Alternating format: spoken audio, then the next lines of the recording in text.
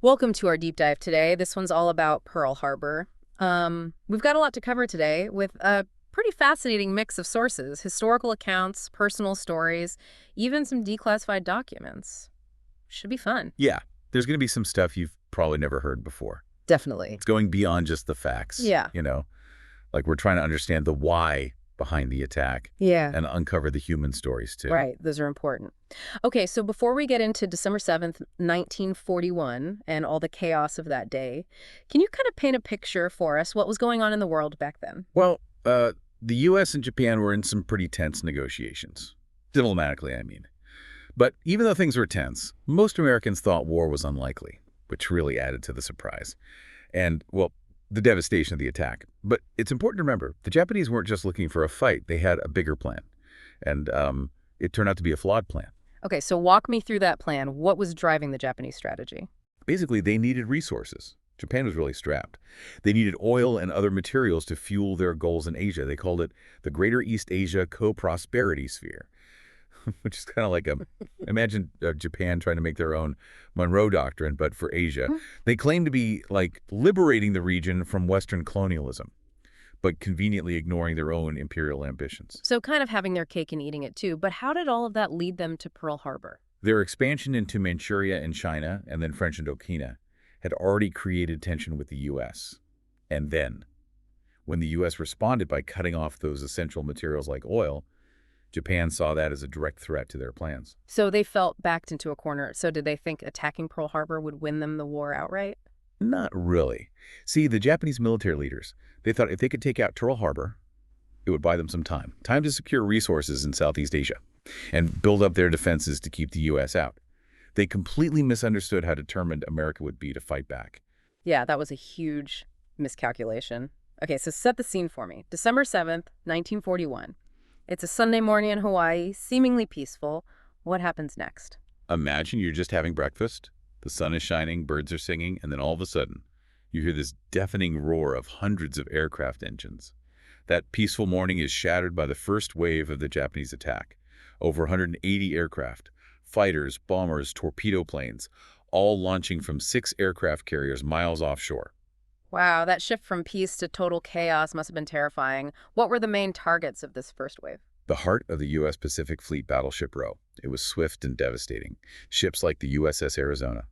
And the Oklahoma took direct hits and sank. Hundreds of sailors went down with them. Yeah, the image of the Arizona is seared into our collective memory. It's a symbol of the massive loss of life that day. Absolutely.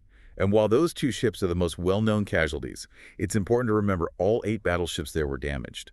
4 of them sank. And an hour later, the second wave arrived and just intensified the destruction. In just 2 hours, the U.S. Pacific Fleet was crippled. To give you an idea of the scale, by the end of the attack, 21 U.S. warships were sunk or damaged, 188 aircraft destroyed, over 2,400 Americans were killed, and another 11,178 wounded. Amidst all that devastation, were there any stories of hope or resistance? Oh, absolutely. Even with such overwhelming force, there were some incredible acts of bravery. Like Dory Miller, he was a messman 3rd class on the USS West Virginia. He was a black sailor in a segregated Navy at the time. So he was stuck with tasks like serving food and cleaning. Wow, so he didn't hesitate to act when duty called. Not even for a second. Dory Miller manned a machine gun. Even though he had no training on the weapon, he helped defend his ship and save lives. He earned the Navy Cross for his courage. That's an amazing story. It really speaks to the courage that can come out in the darkest of times. I'm also thinking about those pilots scrambling to their planes while bombs are falling. Weren't some of them caught completely by surprise? You're probably thinking about Second Lieutenants Kenneth Taylor and George Welch. They were actually at a Christmas party, dressed up in their tuxedos when the attack started. Wait, they were in tuxedos. That's crazy. I know, right? They rushed to their planes, and still in their tuxedos, they managed to shoot down 7 Japanese aircraft. They became instant heroes. That's incredible. And it wasn't just the military who were in this chaos, right? You're right. Think about the Honolulu Fire Department. 9 firefighters were killed or wounded at Hickam Field. They were the only firefighters on American soil to be attacked by a foreign power. That really shows how the impact wasn't just limited to Pearl Harbor. It was felt all over the island. It really does show the reach of this event. And that December morning, it really left a mark on the nation, on its memory. It shaped how America approached foreign policy for generations. But even though the attack was devastating, you might be surprised to know that the U.S. Navy's salvage efforts, they were really effective. Oh, yeah, I remember reading about that. They didn't just give up on those ships, did they? No way. Of course, the damage was massive, but Mhm. they used some pretty ingenious methods and a whole lot of determination. The U.S. Navy patched holes, cleared debris, pumped out water. It was incredible. So they brought those battleships back from the dead? Pretty much. In just 6 months, they had 5 battleships, and 2 cruisers patched up enough to go to the shipyards for more serious repairs. And get this, 6 of those battleships actually went back into service during the war. That's amazing. It really shows you American industrial power, which, like you said, the Japanese leadership underestimated. Speaking of underestimating, you mentioned there were different opinions, even within Japan, about the attack. Can you tell me more about that? Yeah, absolutely. The attack on Pearl Harbor, it's often shown as this unified decision by the Japanese leadership. But it was more complicated than that. There were a lot of debates within the military about the best way to achieve their goals. Some of them wanted a northern strategy, focusing on taking Soviet territory in Siberia. So a whole different target then. What was the thinking behind that? They saw the Soviet Union as the main threat, and they thought if they secured those territories, which were full of resources, it would really help their position. But then others argued for the southern strategy, which, well, that's the one that won out in the end. And that one focused on Southeast Asia and taking out the U.S. Pacific Fleet. Exactly. They believed that controlling the resources in Southeast Asia, especially the oil, was crucial for Japan to survive in the long run. They saw the U.S. as a major roadblock to that goal, which is why they decided to attack Pearl Harbor. But even among those who supported the Southern strategy, there had to be some concerns about attacking the United States, right? Oh, for sure. Some of the military leaders were very hesitant. They argued that even if the attack on Pearl Harbor was successful, it would only end up waking up a sleeping giant and provoke a full-scale war with a country that had way more industrial power. And history proves them right. The attack didn't break America's spirit, it ignited it. And President Roosevelt's Day of Infamy speech was so powerful. It was a turning point. He captured the nation's shock and outrage. He called December 7th a date which will live in infamy. In his words, they really rallied American public opinion against Japan. It brought together a nation that was hesitant about war and turned them into a force determined to fight back. And the very next day, December 8th, the U.S. declared war on Japan, officially entering World War II. And with the U.S. in the war, the whole conflict escalated dramatically. Within days, Germany and Italy, Japan's allies in the Axis powers, declared war on the U.S., pulling America into the war in both Europe and the Pacific. It's unbelievable how one event, in a matter of days, completely changed the course of world history. And it wasn't just about declarations of war, was it? The attack. It also had some pretty big consequences on the home front. That's right. The fear and paranoia that took hold after the attack, fueled by worries about spies and sabotage. It led to one of the darkest chapters in American history, the internment of Japanese Americans. Over 120,000 people, most of them U.S. citizens, forced from their homes and put into camps, just because of their ancestry. It's a stark reminder of how quickly fear can take over and lead to injustice. It is. The attack, while it was a major turning point, it also showed some of America's deep prejudices and weaknesses, but it also highlighted the nation's resilience. Remember Pearl Harbor? Became more than just a slogan. It was a rallying cry, a symbol of defiance and determination. It was everywhere, on posters, in speeches, even used to sell war bonds. The attack, in a way, created a new sense of unity in the country, a shared purpose.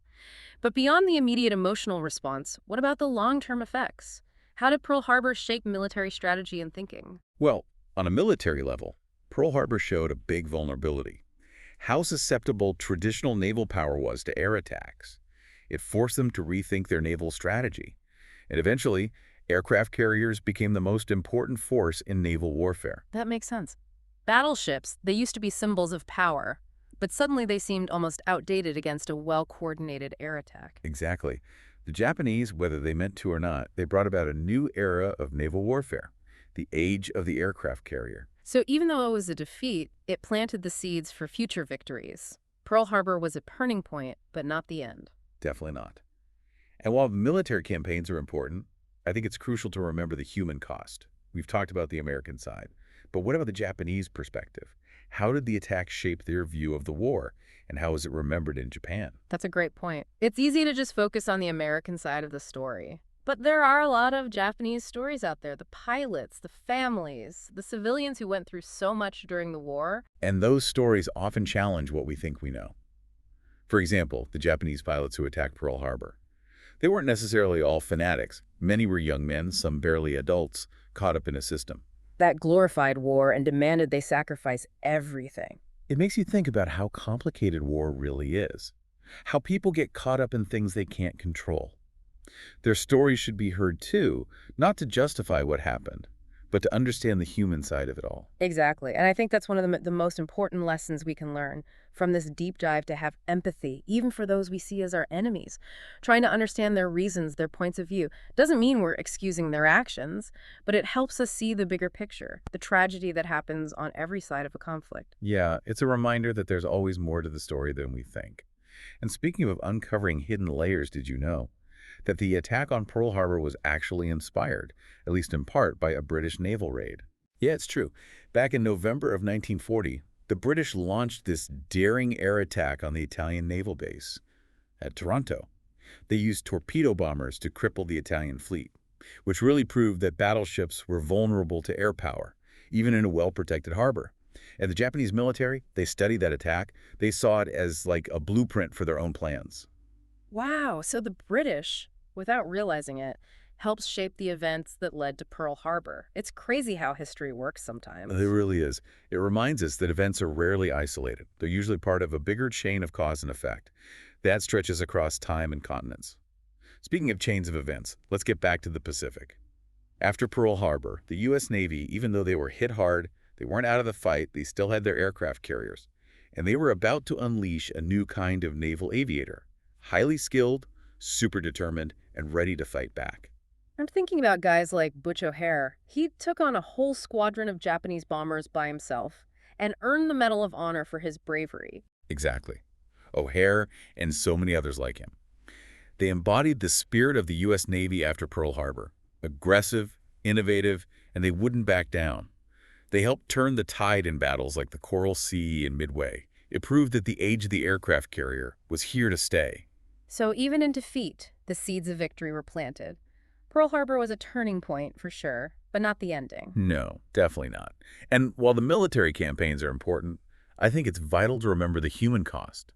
We talked about the American casualties, but what about the Japanese perspective? How did the attack affect them? How do they remember it in Japan? That's a really good point.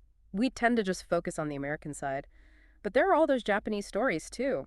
The pilots, the families who lost someone, the civilians who went through the war. And those stories can really challenge our assumptions, like the pilots who attacked Pearl Harbor. They weren't all necessarily fanatical about the military. Many of them were just young guys, some barely out of high school, caught in a system that glorified war and told them to sacrifice everything. It makes you think about all the complexities of war, how people get caught up in something so much bigger than themselves. Those stories are important to hear too, not to say the attack was okay, but to help us understand the human side of things. Exactly, and I think that's a key takeaway from all of this, the importance of empathy, even for our enemies. Trying to understand their motivations and viewpoints. Hmm. It doesn't mean we condone their actions, but it helps us see the bigger picture, the human tragedy of it all. Yeah, that's a powerful thought, especially when we look at the world today. With all the conflicts going on and tensions running high, Pearl Harbor reminds us that peace is fragile, that diplomacy is so important, and that we always need to be vigilant because conflict can happen anywhere. It's true, because once the bombs start falling, once the fighting starts, it's hard to go back. The consequences can be devastating for people's lives and for whole societies. Which brings us back to the legacy of Pearl Harbor. It's not just a historical event. It's a reminder of how important peace is and how important it is to talk to each other and to always be on guard in a world where conflict is never really that far away. We tend to think of history as something in the past, but it's really all around us shaping everything. Pearl Harbor is still with us in many ways. So, as we wrap up our deep dive today, what's the biggest thing that stands out to you about Pearl Harbor?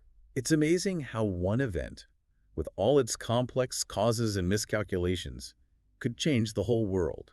It really makes you think about how history can ripple outward, doesn't it? And about all the human stories behind the headlines. Even though the attack happened over 80 years ago, there's clearly so much more to learn about Pearl Harbor. Absolutely. There are so many layers to this story. Well, we'll leave you to continue exploring Pearl Harbor and everything it means. Thanks for joining us on this deep dive. It's been great to explore history with you.